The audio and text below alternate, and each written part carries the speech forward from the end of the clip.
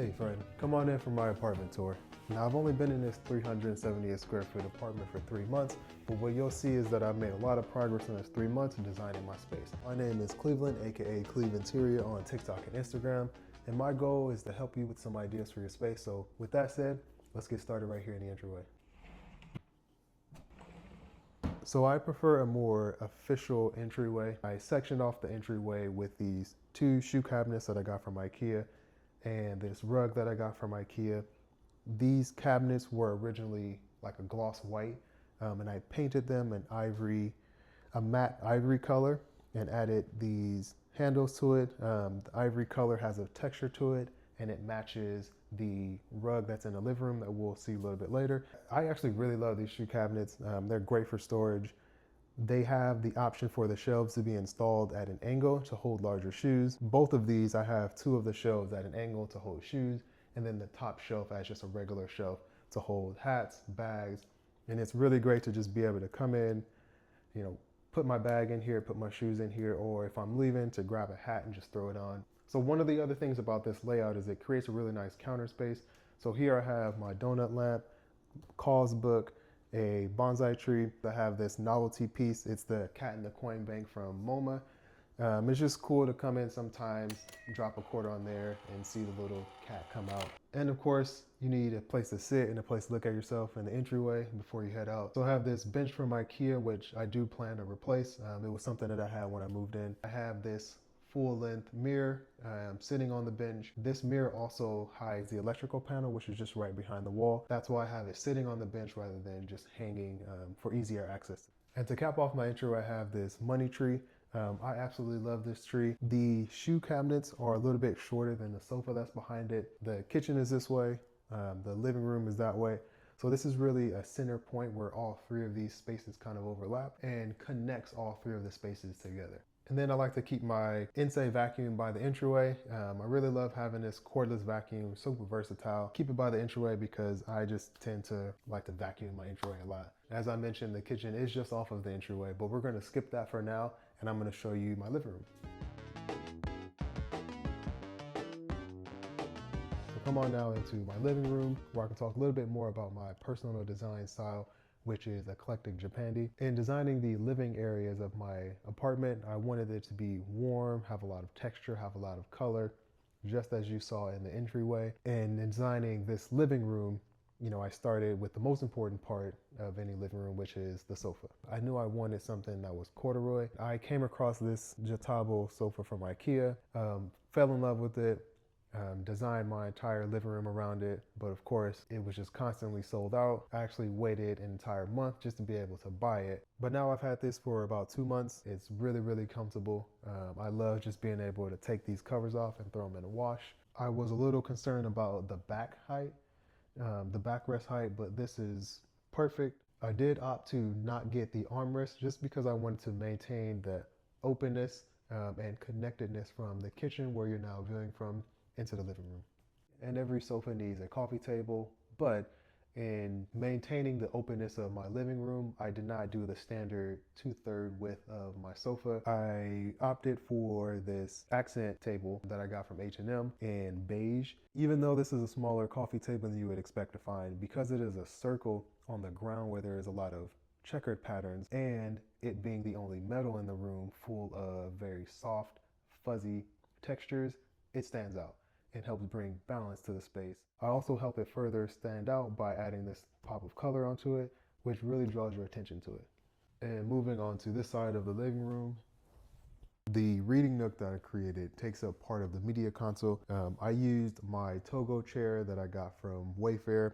I brought this to this apartment and I did not want to get rid of it, so that's why I actually created this reading nook so that I have a place to put my chair. The nook is not fully completed yet.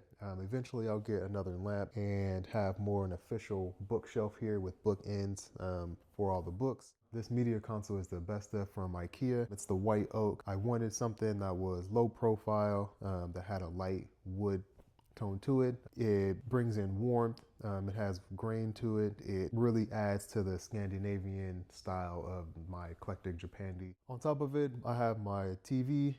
This is the 43-inch Samsung QLED display, which I absolutely love. It's really great to watch anything and everything on it. And then I just have that paired with an Apple TV. And then one more thing is I have this candle. It is the best smelling candle I've ever smelled in my entire life. It's from Brooklyn Candle Studio. It's their Sunday morning. Shout out to Brooklyn Candle Studio because I absolutely love this candle. To finish off my reading nook, I added this green throw pillow that I got from IKEA. It's more checkered patterns, which goes with my design style. And having this green pillow here helps balance out the green within the living room because the green on the couch is so dominant. Having that green represented on this side of the living room just helps balance it out. I also replaced both of the sconces that were here with these renter-friendly ones from Poplite. I absolutely love these. This is their reddish orange color. Red and orange are used as pops of color throughout my entire apartment, and of course it's round, which goes with the design, so it was really perfect to come across these and put these in. So now that you're in the living room, I can show off the height of the ceiling a little bit better. Absolutely love the height of the ceiling. This was one of two reasons why I waited a little bit longer for this apartment. The ceiling, and then it also has a south facing window, so I get light all day long. I'm 6'2", these are 20-foot ceilings. You can see I have a piece of artwork that really draws your eye up. I do plan on doing more things up there to really draw your eye up there. That is everything in my living room. If you are interested in anything that you've seen so far, you can find links to everything in my apartment on my blog, clevelandbrownsville.com. I'll leave a link below so you can check it out. And one last thing before I show you where I sleep is my DIY room divider. I made this from two pieces. These are the wood frames from the Ivar bookshelf from IKEA. And then I spent a very, very long time looking for ribbed clear panels. I ended up finding these at a Home Depot, and I wanted these specifically because of my sofa is corduroy and I wanted that pattern to be replicated over here. So I got really lucky and found these two panels that I just cut to the correct height that I wanted, and it worked out perfectly. So I'm really in love with this. It's really cool because I have backlights on the TV that shine through and also shine onto the bedroom as well. Moving into the bed area, this is where I sleep. I designed the bedroom and the bathroom, which are the private spaces, to be the opposite of the living areas. As you remember, the living space uses warm colors, a lot of texture, a lot of pattern. The private spaces use the opposite. A lot of cool colors, smooth surfaces, metal, and I did this in order to create a very calm, serene space. So whether you're changing in the bathroom or sleeping in the bed, it feels like a very dialed back space that has a purity to it and makes it feel much more intimate.